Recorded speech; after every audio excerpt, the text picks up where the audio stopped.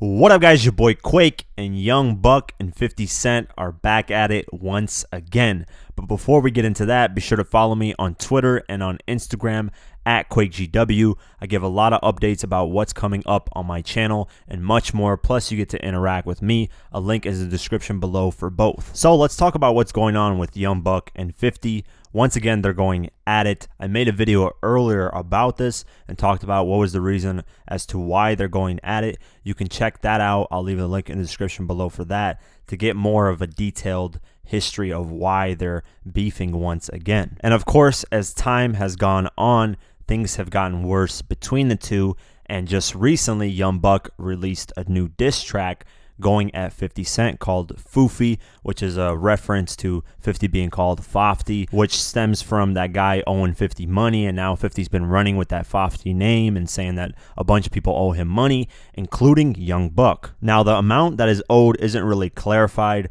Buck has claimed that 50's stolen money from him while he was signed under g-unot.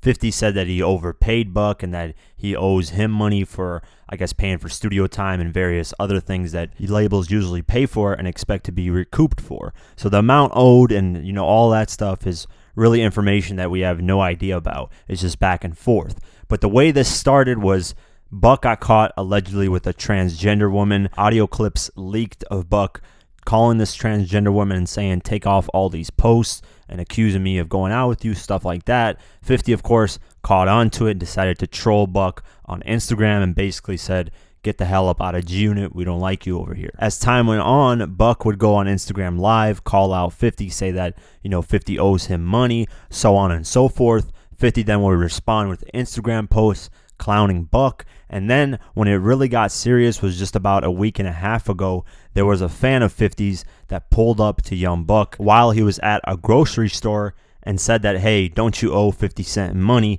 Buck then took that as disrespectful and said that he has a gun on him and is willing to shoot him, so on and so forth. I think it was just corny for that fan to come up to Young Buck and record him like that just for clout, and 50 ended up posting that on his Instagram account. So that fan got what he wanted. He got that stupid clout that comes with the stupid social media world. I felt like that was stupid and just very disrespectful, and I side with Buck on that. How you doing? What's up with you and 50? Taking off the camera, my nigga. You said what? Taking off the camera. What's up with you and 50? Taking off the camera. What you mean take you off the camera, bro? Take you off the camera. You didn't want to be recorded. So he said you fucking with trainers, is that true? Hold on, boy. Oh no, we about to scrap. Is that true? Nah, we ain't gonna do no scratch. Yeah, I got something in the car too. Then when that happened, instead of Buck doing something to that person, thank God he didn't, because it could have escalated to something worse. So instead, he did the smart thing and got in the studio and made sure that this beef was on wax. He released a new diss track called Foofy, and on this diss track, he makes a lot of claims that I'm going to explore and see if they're true or not. So let's talk about the first few bars on this track. He says, this is not our first falling out. Know how to handle it now. Bank's gone, ain't nobody there to settle it now. The first line, obviously we know Buck and 50 have had issues before, back in 2008 when Buck was overdue on taxes and 50 paid his taxes, and then they had a falling out once again over money, because it seems like it's the same thing now. It's a money issue, which usually causes a lot of groups to fall out because people get greedy, people don't pay their stuff back, and so on and so forth. But the second line is what got my attention. He said, bank's gone, ain't nobody there to settle it now. When he said ain't nobody there to settle it now, that makes me think that Banks had a huge role in g-unot coming back together in 2014. Because as we know, Buck and 50 weren't talking. I believe Banks got in the middle of that, talked to Buck, talked to 50 and said, hey, let's make a reunion happen. It's great for the fans. So I thank Lloyd Banks a lot if that was the case. Lloyd Banks is usually the quiet one, doesn't get into any trouble, and to hear that he had a role in making sure that g-unot got back together and gave the fans what they wanted, that's amazing. But when he says, when Buck said on this track, Banks gone, that makes me think that Banks has totally left g-unot. 50 on Instagram announced that, you know, at one point, I don't know if he was joking or being serious, because sometimes you can't even tell on 50's Instagram if he's being serious or not. But on that post, he said that Lloyd Banks has officially left G-Unit and said that he's going to release new music. Go check it out or something like that. I don't know if he was trolling, but that's exactly what he said. And Banks never really responded to that. Banks has been very quiet, as we know. He doesn't really do much.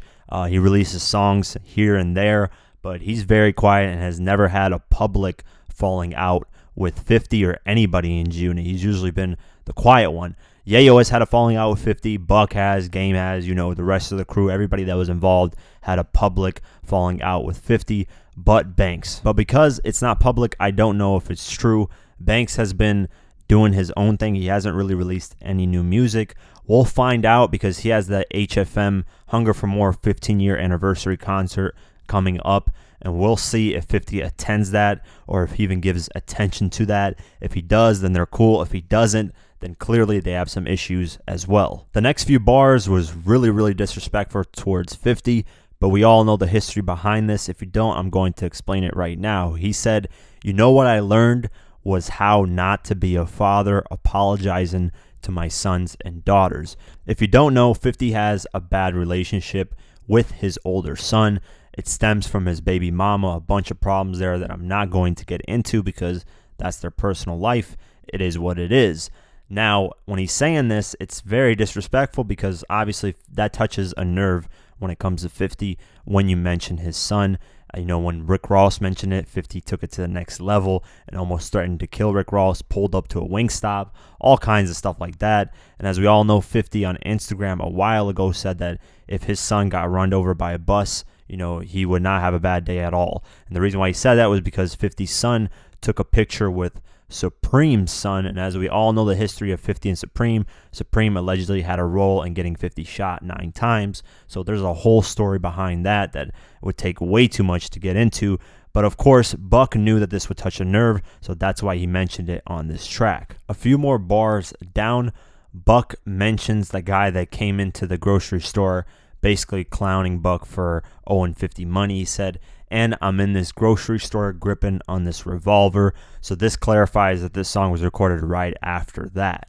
Now, a couple bars more down, this is towards the end of the track, Buck makes a claim that he wrote the 50 Cent Too Rich song for him when that song came out. He says, "I wrote Too Rich for you, and this is the thanks I get." And then these next bars is something that got even more interesting. He says, "You taught that young boy to snitch, you think you slick.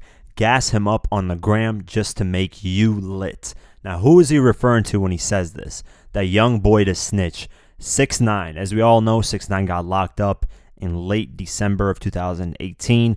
He allegedly snitched. He actually did snitch, not allegedly. He snitched on all the people he was locked up with or was willing to testify.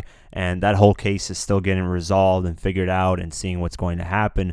But he basically puts the blame on 50 and says, "Hey, 50, you used to be a snitch." And this is the narrative that a lot of people think was that 50 used to be a snitch, when in reality, there is no proof that 50 actually snitched in anything. Not the Ja Rule thing, that was debunked a long time ago. The Ghetto Quran song was also debunked because that was public information. There was nothing there that really, made 50 a snitch. So Buck is running with that narrative that 50's a snitch and said that he taught 6ix9ine how to snitch and that 50 was using 6ix9ine for essentially to make himself hot for clout. And then Buck mentioning that he wrote Too Rich for 50.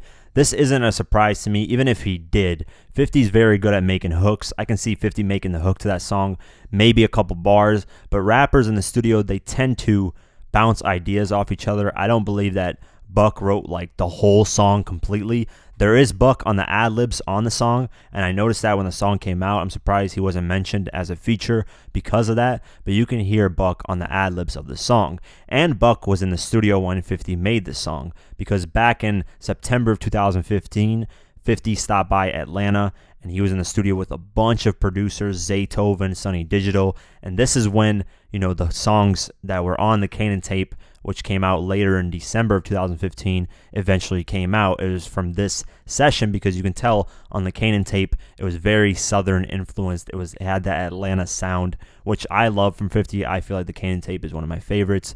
But to claim that even if, let's just say, Buck wrote this song, right? It does sound like a Buck track. So I was thinking, yeah, possibly could have wrote most of it, some of it, who knows the amount. But let's just say Buck wrote the song. I mean, who really cares at the end of the day?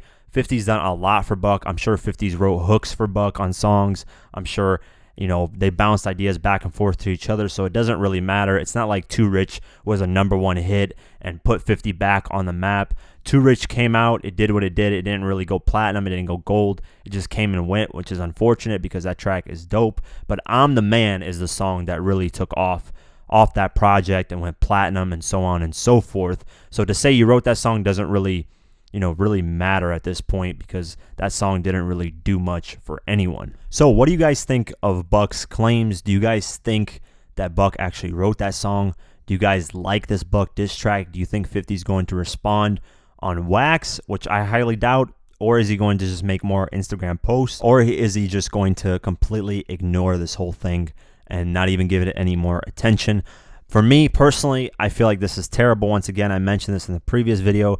This is just bad for the fans. I want to see G-Unit together making music. I hate when they're feuding again. This is ridiculous. These are grown men in their 40s and 30s, and this is just like childlike behavior. I know when money gets involved, things go wrong, but I mean, come on, you're just making a disservice to the fans. If they got back together, did a tour, made albums, they would make way more money than arguing about the money that they owe each other when they really think about it. So why cause these problems? You're doing a disservice to the fans. You're doing a disservice to yourself. And this is just getting childish at this point.